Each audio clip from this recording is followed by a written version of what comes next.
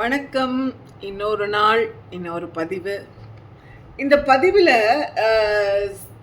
நான் வந்து சொல்ல நினைச்சது நிறைய விஷயம். ஆனால் ஒரு பர்டிகுலர் விஷயம் மட்டும் எனக்கு ரொம்ப என்ன சொல்கிறது, மனசில் வந்து நிற்குது.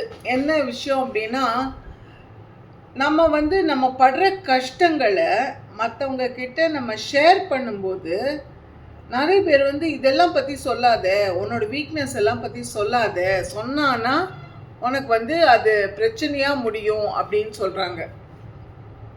நான் நினச்சேன், நம்ம பிரச்சனையை நம்ம வந்து வெளியில் சொல்கிறதுக்கு நமக்கு என்னங்க கஷ்டம் இருக்குது எனக்கு தெரியல.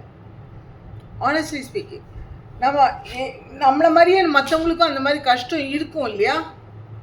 அவங்கெல்லாம் என்ன பண்ணுவாங்க? அவங்கள பற்றி நம்ம யோசிக்கிறோமா? நம்மளை பற்றி தான் யோசிக்கிறோம். அவங்கள பற்றி நம்ம என்னைக்காவது யோசிக்கிறோமா? அண்ட் நம்ம வந்து நம்மளோட வே ஆஃப் ஹேண்ட்லிங்லேருந்து நம்ம எப்படி அந்த பிரச்சனையை சமாளிக்கிறோங்கிற ஒரு ஐடியாவில் வந்து அவங்க பிரச்சனைகளை சமாளிப்பாங்க இல்லையா? அதே போல் நம்ம வந்து ஒரு பிரச்சனையில் வந்து நம்ம தத்தளிச்சிருக்கும்போது நம்ம 4 பேர்கிட்ட சொல்லும்போது அவங்க ஒரு ஐடியா கொடுப்பாங்க. ஏன் நீ இப்படி பண்ணக்கூடாது, ஏன் நீ அப்படி பண்ணக்கூடாது அப்படிம்பாங்க. கடைசியில் நம்ம தான் அந்த டெசிஷன் எடுப்போம், எந்த மெத்தடை நம்ம ஃபாலோ பண்ண போகிறோம், எந்த மெத்தட் நம்ம ஃபாலோ பண்ண போகிறது இல்லைன்னு. இந்த அன்வான்ட் இது இருக்கு இல்லையா, நம்ம வந்து வெளியில் சொன்னோன்னா அவமானமாக போயிடும். நம்ம பிரச்சனையை வந்து நம்ம பேசினான்னா அவமானமாக போயிடும் அப்படின்ற சொல்கிறதெல்லாம் வந்து ஒரு விதமான இது எஸ்கேபிசம் சொல்வேன் நான். நம்ம வந்து ஒரு தப்பிக்கிற வழி தான். நம்ம வந்து நம்மளை ஏமாற்றிக்கிற மாதிரி, அந்த பிரச்சனையே இல்லை அப்படின்னு ஏமாற்றிக்கிற மாதிரி. எனக்கு பிரச்சனைகள் நிறைய இருக்குது அப்படின்னு சொல்கிறதுல நமக்கு என்ன கஷ்டம், ஏன் வந்து அந்த சங்கோச்சம் நமக்கு இல்லைங்களா? நான் வந்து நம்ம இந்த பாடிக்கு இம்பார்ட்டன்ஸ் கொடுக்கக்கூடாதான். என்னோட பகவத்கீதாவில் வந்து நான் சொல்லியிருக்கு, ஷரீரை எதவா அப்னோதி யச்சாப்யுத் கிராமதீஸ்வரக குருஹீத்வைத்தானி செய்யாதி வாயுர்கந்தானி பாஷியாத்.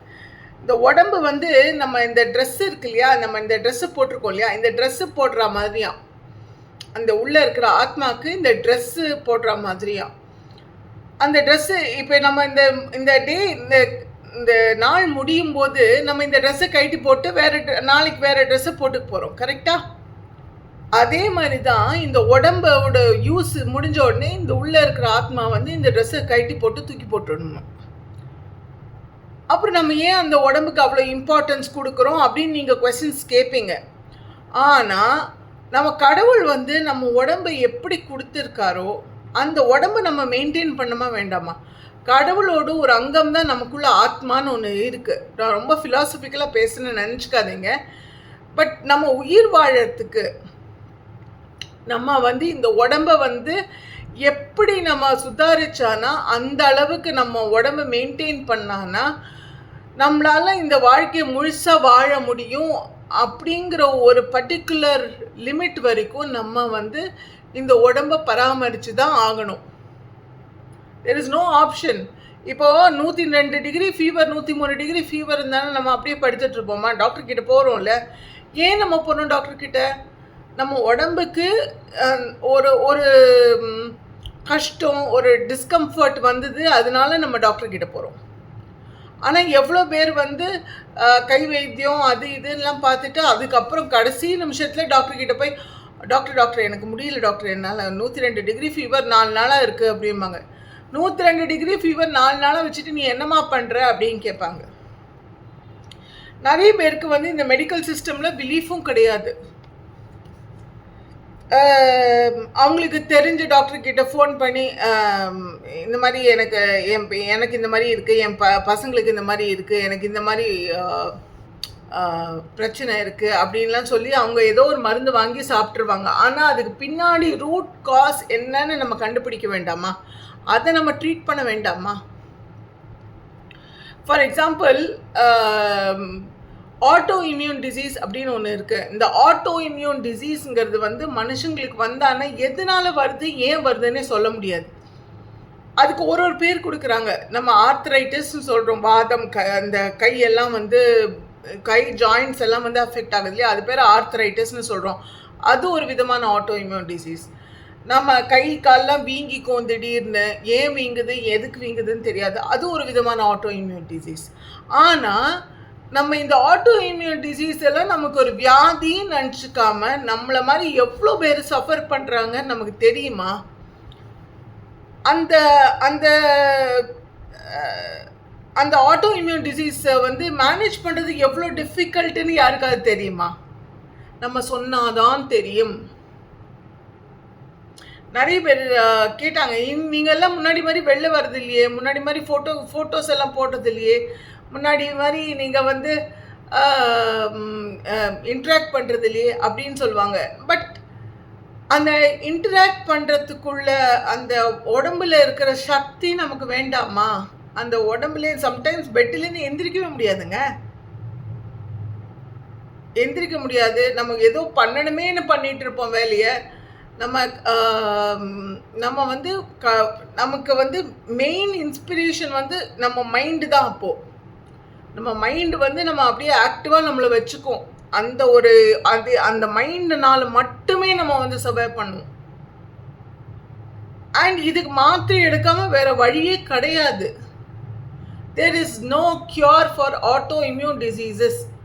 இந்த நோய் எதிர்ப்பு சக்தி, இந்த ஆட்டோ இம்யூன் டிசீஸ் அப்படின்னு சொல்கிறாங்க இல்லையா, அந்த நம்ம உடம்புல இருக்கிற அந்த நோய் எதிர்ப்பு சக்தி உள்ள அந்த செல்கள் இருக்கு இல்லையா, அது நம்ம பாடியை அட்டாக் பண்ணும். அப்படிங்கிறபோது நமக்கு வந்து அந்த நம்ம பாடியை நம்ம செல்ஸே நம்ம பாடியை அட்டாக் பண்ணும்போது நம்ம வந்து என்ன பண்ண முடியும்? ஒன்றும் பண்ண முடியாது. அது வந்து நம்ம மேனேஜ் தான் பண்ண முடியுமே தவிர அதுக்கு கியூர் கிடையாது.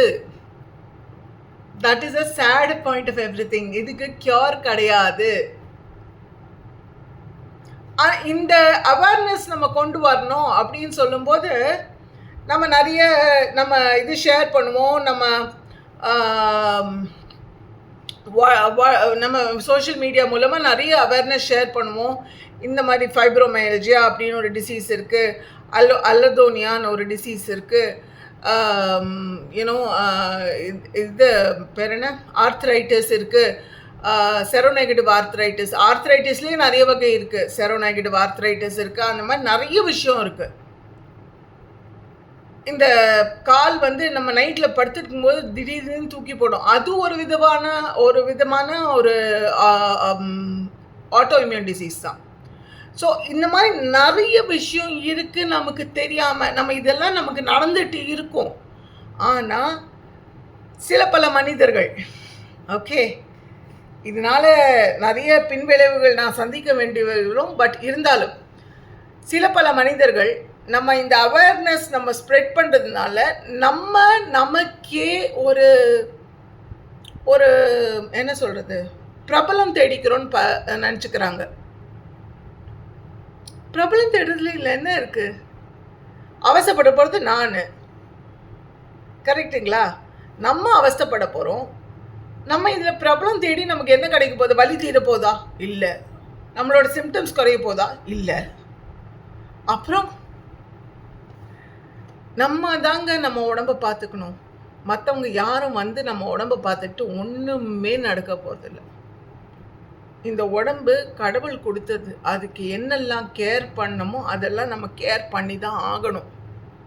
கடவுள் நீங்கள் நம்பலைன்னா இந்த நேச்சர் கொடுத்தது, இந்த பிரகிருதி கொடுத்தது. அந்த பிரகிருத்தியை வந்து நம்ம அந்த மதிக்கிறோம். நம்ம அந்த நீங்கள் வந்து கடவுள் நம்பிக்கை இல்லாதவங்களா இருந்தானா நம்ம இந்த நேச்சர் நீங்கள் என்ன இது வந்து நீங்கள் யூனிவர்சல் இதுவாக நம்புறீங்களோ அது கொடுத்தது தான் இந்த உடம்பு. இந்த உடம்பை வந்து நம்ம எவ்வளோக்கு எவ்வளோ வந்து நம்ம வந்து நெக்லெக்ட் பண்ணுறோமோ அவ்வளோக்கு அவ்வளோ நம்ம தான் வந்து நம்ம மேலேயே நம்ம இது பண்ணுறோம். சே ஃபார் எக்ஸாம்பிள், நிறைய பேர் வந்து டாக்டர்கிட்ட போகாமல் பயந்துப்பாங்க. டாக்டர்கிட்ட போனான்னா, ஐயோ அந்த டாக்டரா ஏதாவது ஒன்று இழுத்து போட்டு சொல்லிடுவாங்களே, இது பிரச்சனைன்னு சொல்லுவாங்க, அது பிரச்சனைன்னு சொல்லுவாங்க, இந்த டெஸ்ட் எடுன்னு சொல்லுவாங்க, அந்த டெஸ்ட் எடுன்னு சொல்லுவாங்க. ஏன் எடுத்தால் தான் என்ன? அது இல்லைன்னு தெரிஞ்சால் ஒரு நிம்மதி இல்லை. ஒரு விதத்தில் பார்த்தானா. இன்னொன்று விதத்தில் பார்த்தானா அது இருக்குன்னா அதுக்கு என்ன சொல்யூஷன் வேணுமோ அது முன்னாடியே இந்த என்ன சொல்லுவாங்க, ப்ரிவென்ஷன் இஸ் பெட்டர் தென் கியூர்ம்பாங்க. முன்னாடியே நமக்கு தெரிஞ்சிட்டானா அது சீக்கிரமாக சால்வ் பண்ணிடலாம்ல. நம்ம அது லேட்டாக தெரிஞ்சு அதோட அவஸ்தைப்பட்டு ஏங்க. இந்த உடம்பு நம்மளோட ஒரு கிஃப்ட்டு, புரியுதுங்களா? இந்த உடம்பு நம்மளோட ஒரு கிஃப்ட்டு.